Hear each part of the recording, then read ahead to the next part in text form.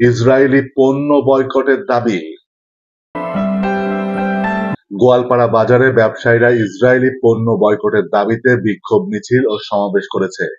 এ উপলক্ষে বিকেল ৩টার দিকে ঝিনাইদহের গোয়ালপাড়া বাজার থেকে একটি বিক্ষোভ মিছিল বের করে বাজার ব্যবসায়ী ও স্থানীয় জনসাধারণ। মিছিলটি ঝিনাইদহ মাগুরা সড়কের প্রদক্ষিণ করে একই স্থানে এসে শেষ হয়।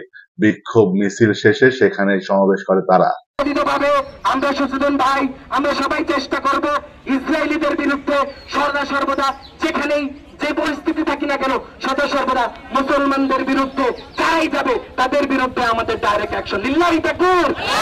এ সময় উপস্থিত ছিলেন বৈষম্য বিরোধী ছাত্র আন্দোলনের যুগ্ম সদস্য সচিব সাকিব রানা, সদস্য আলী ইমাম রাব্বি, হরিশঙ্করপুর ইউনিয়ন জামায়াত ইসলামের সভাপতি কামাল হোসেন সহ অন্যান্যরা।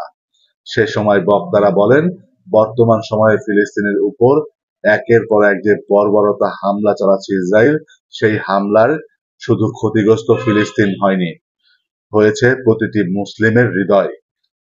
ইহুদি রাষ্ট্রটি যে মানবতা বিরোধী কাজ, যে শিশু হত্যা, গণহত্যা, সমস্ত ঘর বাড়ি গুড়িয়ে দেওয়া, যা ইতিহাসের একটি জঘন্যতম কাজ এই ইহুদি দ্বারা সংগঠিত হচ্ছে। ইসরায়েলকে আর্থিকভাবে দুর্বল করতে সারা বাংলাদেশ তথা ঝিনাইদহের গোয়ালপাড়া বাজারে ইসরায়েলি পণ্য চলবে না, ইসরায়েলে পণ্য বিক্রি বন্ধ করতে হবে। সেই সাথে বক্তারা আরো বলেন, যে সকল পণ্য ইতিমধ্যে বাজারে রয়ে গেছে সে সকল পণ্য দ্রুত বিক্রি করে ফেলতে হবে। একই সাথে সর্বসাধারণকে কোনো প্রকার দোকানে হামলা ভাঙচুর না করতে আহ্বান জানানো হয়।